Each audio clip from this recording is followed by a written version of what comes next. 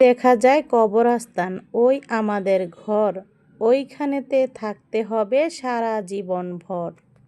ওই কবর তুই চাস কি, টাকা পয়সা খাস কি?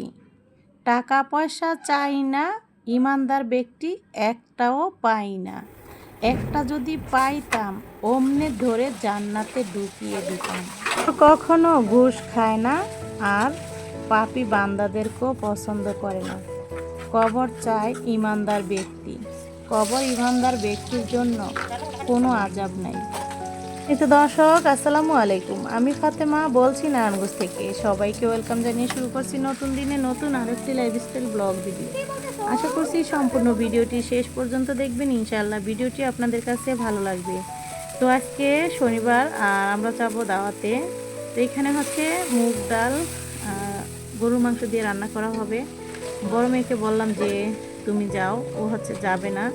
মনটা খুবই খারাপ, ভালো লাগতেছিল না, কেন জানি অজান্তে মনটা খুবই খারাপ লাগতেছিল। সারাদিন গুনগুন করে গজল গাইতেছিলাম। ও মদিনার মাটি রে,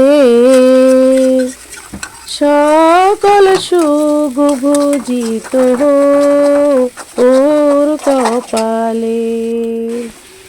তোর বুকে আমার নবী, যার লাগি পাগল ছবি, তার তরে হইল সৃষ্টি ত্রিভুবন।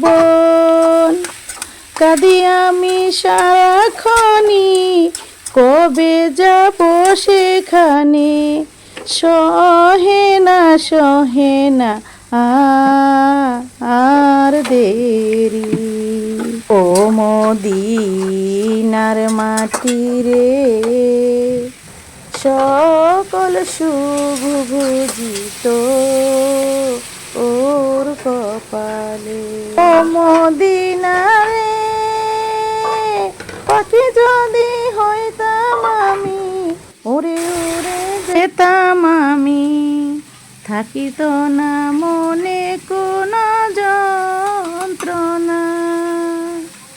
দেহে নাই পাখায় আমার, সাথে নাই টাকায় আমার, কেমনে যাব। ও মদিনার মাটি রে, সকল সুখ ভুজিত ওর কপালে। তো দেখুন ডালটা কিন্তু ফুটে গেছে আর সুন্দর হয়ে গেছে, খেতে অনেক ভালো হয়েছিল। তো এখন হচ্ছে নামিয়ে নেওয়া হচ্ছে, ডাল সাথে হচ্ছে মাছ আছে। তো এই ছিল রান্না বান্না। আর আমরা তো আজকে দাওয়াত খেতে চলে গেছি, এই তো চলে যাচ্ছি। তো কাছেই কিন্তু 2 বাড়ি পরেই। তো ওই যে দেখা যাচ্ছে গেট, ঢুকেও গেলাম। আর এই যে পাকনা বুড়িটা, এটা হচ্ছে আমার সম্পর্কে নাতনি হয়। তো তাকে পেলাম রাস্তায়, ওকে হচ্ছে ধরে ধরে নিয়ে যাইতেছি। ওর দাদা বলতেছে যে তোমার দাদি যাইতেছে, তুমি যাও।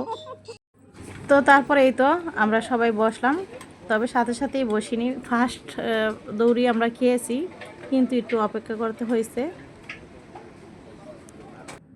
তো যাই হোক, খাওয়া দাওয়া শেষ করে বউ দেখে তারপর চলে আসলাম বাসায়। তো এই তো খাওয়া শেষ করে এখন হচ্ছে বউয়ের কাছে আপনাদের নিয়ে যাব। মাশাআল্লাহ কত সুন্দর বউ, তাই না? এই তো বউ হচ্ছে অনেক মিশুক, হচ্ছে বউ অনেক পুরনো, কথাবার্তা বলল। তারপর হচ্ছে এই যে কিছু কাপড় ছিল, সেটা কেটে নেওয়া হয়েছিল, সেলাই করতেও বসেছিলাম। যাই হোক, নিত্যদিনের যেই কাজগুলো সেগুলি আপনাদের মাঝে ঘুরে ফিরে তুলে ধরা। কি করব, যেহেতু লাইফস্টাইল ব্লগ আপনাদের সাথে শেয়ার করি, যা যা করি সব কিছুই আপনাদের সাথে শেয়ার করা হয়। তো অবশ্য গল্প করাও হয়েছিল, রেস্ট নেওয়া হয়েছিল। তো আজকের মতো ভিডিওটি এখানেই শেষ করছি। আল্লাহ হাফিজ।